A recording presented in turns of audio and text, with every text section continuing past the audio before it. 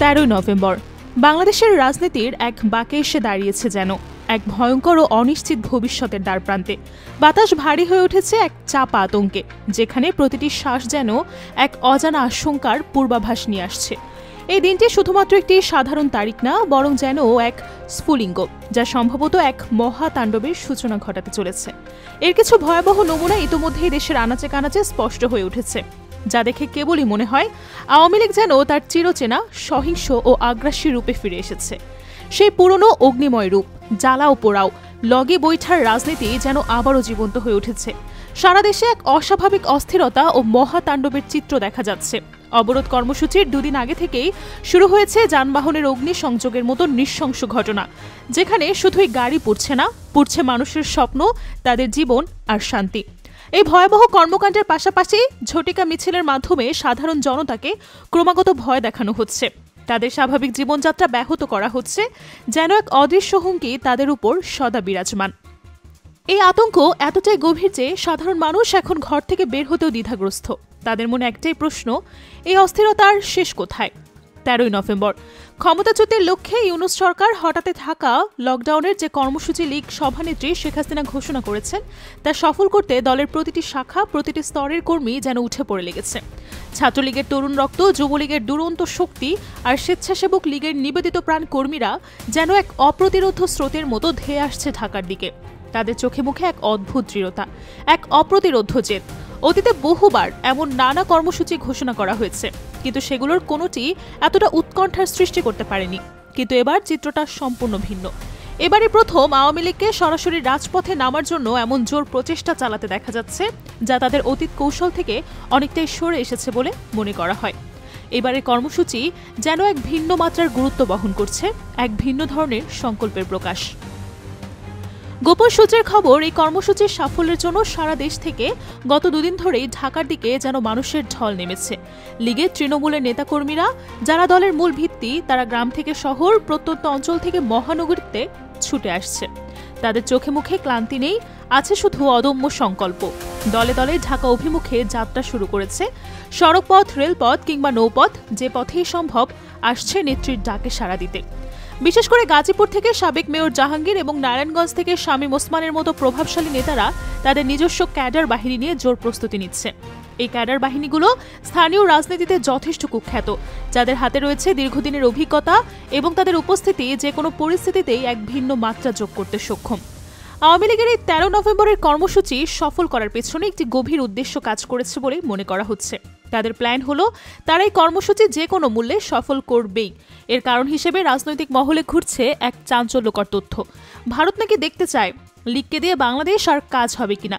তারা বাংলাদেশের রাজনীতিতে আওয়ামী লীগের ক্ষমতা ও প্রভাবের গভীরতা, তাদের সক্ষমতা এবং প্রয়োজনে দেশকে অস্থিতিশীল করার মতো শক্তি আছে কিনা তা যাচাই করতে চায়। এটি যেন এক শক্তি পরীক্ষা, যার ফলাফল আঞ্চলিক ভূ রাজনীতিতে একটা নতুন মোড় আনতে পারে। যদি এই কর্মসূচিতে লীগ সফল হয়, তবে ভারত শেখ হাসিনার সাথে পরবর্তী গেম প্ল্যান সাজাবে বলেই মনে করা হচ্ছে। এর মানে হলো, বাংলাদেশের অভ্যন্তরে রাজনৈতিক ক্ষমতা ধরে রাখা এবং আঞ্চলিক স্থিতিশীলতা বজায় রাখার জন্য ভারতের পক্ষ থেকে আওয়ামী লীগকে আরও সমর্থন ও সহযোগিতা দেয়া হতে পারে। কিন্তু যদি এই কর্মসূচি ফ্লপ খায়, যদি লীগ তার উদ্দেশ্য পূরণে ব্যর্থ হয়, তবে ভারত হয়তো লীগের উপর থেকে পুরোপুরি হাত গুটিয়ে নেবে। এই পরিস্থিতিতে স্বভাবতই প্রশ্ন জাগে, লীগকে ঠেকাতে বিএনপি আর জামায়াতের পরিকল্পনা কি? তাদের কৌশল কি হবে, যা এই মহাতাণ্ডবের বিপরীতে দাঁড়িয়ে দেশের শান্তি ও স্থিতিশীলতা রক্ষা করতে পারবে? কিন্তু বিএনপির নেতাদের কথাবার্তা শুনলে মনে হয় তাদের মধ্যে যেন লীগের সাথে এক অদ্ভুত ঐক্যের সুর বাজছে। এই বিষয়টি জনমনে ব্যাপক সন্দেহ সৃষ্টি করেছে। অনেকে তো এটাও বলছেন যে আওয়ামী লীগের 13 নভেম্বরের কর্মসূচিতে বাধা না দেওয়ার সিদ্ধান্ত পরোক্ষভাবে নিয়ে রেখেছে বিএনপি নামক সেই দলটি। এরা নাকি চায় লীগ এবার সফল হোক, অন্তত নির্বাচনে অংশ নেওয়ার সুযোগটা পাক। এই চাওয়াটা কেন? এর পেছনে লুকিয়ে আছে এক ঠান্ডা মাথার রাজনৈতিক হিসাব। তাদের মতে আওয়ামী লীগের মতো একটি দুর্নীতিগ্রস্ত ও অসৎ পার্টিকেই তাদের বিরোধী দল হিসেবে লাগবেই লাগবে। কারণ জামাত যদি বিরোধী দল হয়, তাহলে চুরি চামারিটা ভালোভাবে শান্তিমতো করা যাবে না। যদি অনুমান সত্য হয় তাহলে যে বাংলাদেশের রাজনীতির এক ভয়াবহ বাস্তবতাকে উন্মোচন করে। লীগের সাথে এক অলিখিত চুক্তি সম্ভবত হয়েই গেছে তাদের। তা না হলে বিএনপির শীর্ষ নেতা মির্জা ফখরুল কখনোই লকডাউনের ঠিক আগে আগে কথা বলতেন না যে তারা ক্ষমতায় গেলে লীগের সব মামলা ডিসমিস করে ফেলবেন, তুলে নেবেন। এটি যেন প্রমাণ করে দেয় বিএনপি নামের এই দলটি আসলে নৌকার মাস্টার কবি শেখ হাসিনার যমজ ভাই হয়ে উঠেছে। তাদের লক্ষ্য উদ্দেশ্য একটাই, ক্ষমতা, ক্ষমতা আর ক্ষমতা। জনতার কোনো বালাই এখানে নেই। তারা সংস্কার চায় না, গণভোট চায় না, চায় শুধু চেয়ার আর লুটপাটের অবাধ স্বাধীনতা। এখন যদি লীগ এই লকডাউন কর্মসূচি সফল করতে পারে তাহলে সরকার নিঃসন্দেহে এক বিশাল চাপে পড়বে।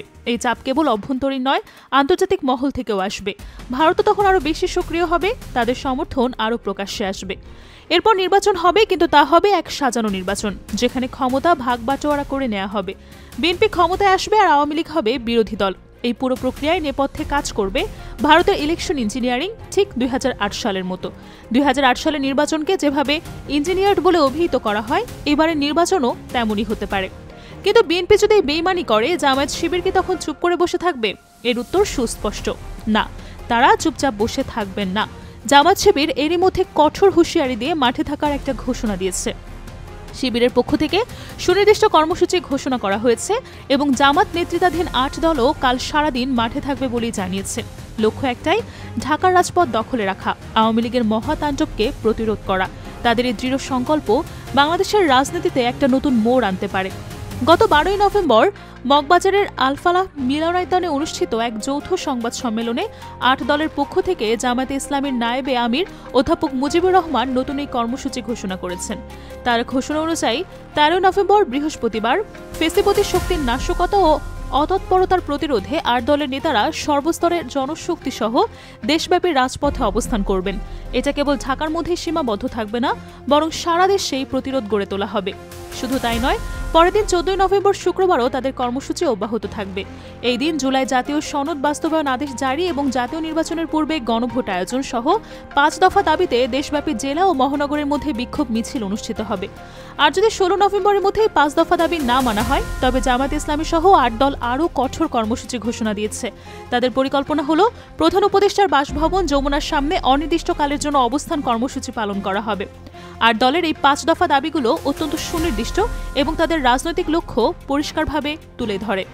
প্রথমত, জুলাই জাতীয় সনদ বাস্তবায়ন। তাদের প্রথম দাবি হলো জুলাই জাতীয় সনদ বাস্তবায়নের লক্ষ্যে প্রয়োজনীয় সাংবিধানিক আদেশ জারি করা, উক্ত আদেশের উপর আগামী নভেম্বর মাসের মধ্যেই গণভোট আয়োজন করা। দ্বিতীয়ত, পিআর পদ্ধতি চালু। দ্বিতীয় দাবি হলো আগামী জাতীয় নির্বাচনে উভয় কক্ষে অথবা উচ্চ কক্ষে পিআর পদ্ধতি চালু করা। তৃতীয়ত, লেভেল প্লেইং ফিল্ড। তৃতীয় দাবি হলো অবাধ, সুষ্ঠু ও গ্রহণযোগ্য নির্বাচনের লক্ষ্যে সবার জন্য লেভেল প্লেইং ফিল্ড নিশ্চিত করা। চতুর্থত, বিচার দৃশ্যমান করা। চতুর্থ দাবি হলো ফ্যাসিস্ট সরকারের সব জুলুম, নির্যাতন ও দুর্নীতির বিচার দৃশ্যমান করা। 5 নম্বরে রয়েছে কার্যক্রম নিষিদ্ধ করা। পঞ্চম দাবিটি অত্যন্ত কঠোর, স্বৈরাচারের দোসর জাতীয় পার্টি ও 14 দলের কার্যক্রম নিষিদ্ধ করা। এখন বিএনপি নেতাকর্মীদের কথাবার্তা শুনলে তো স্পষ্ট বোঝা যায় তারা লীগের বিচার করবে না, সবকিছুই তারা মাফ করে দেবে। আওয়ামী লীগ আবারও গর্ত থেকে বের হওয়ার চেষ্টা করছে। তাদের সহিংস কর্মকাণ্ড এরই মধ্যে শুরু হয়ে গেছে। তারা বাসে, কারে, মাইক্রোবাস দিচ্ছে, অলরেডি পুড়িয়ে শহীদ করেছে একজনকে, যা চরম অমানবিকতার দৃষ্টান্ত। আরও নিরাপরাধ মানুষ পুড়িয়ে আগেই এদের মাজা ভেঙে দিতে হবে। জালেমের প্রতি সদয় আচরণ করার অর্থ হলো মুসলিমের উপর জুলুম করা। এই নৈতিক ভিত্তিটি অত্যন্ত গুরুত্বপূর্ণ। আওয়ামী লীগের প্রতি সদয় হতে বলার আগে এই কথাটা যেন বিএনপি মনে রাখে। মির্জা ফখরুল যেন এই ঐতিহাসিক ভুলটি না করেন, কারণ রাজনৈতিক নিষ্ঠুরতার এই খেলায় একবার ভুল পদক্ষেপ নিলেই তার পরিণতি ভয়াবহ, আর তার ফল ভোগ করতে হয় সাধারণ জনতাকে। বাংলাদেশের রাজনীতিতে এই 13ই নভেম্বর খেলা কেবল একদিনের ঘটনা না, বরং এক দীর্ঘমেয়াদী ক্ষমতার দ্বন্দ্বে এটি এক নির্ণায়ক মোড় আনতে চলেছে। এর ফলাফল কেবল ক্ষমতায় থাকা দলগুলোর জন্যই নয়, বরং সমগ্র জাতির ভবিষ্যতের উপর গভীর প্রভাব ফেলবে।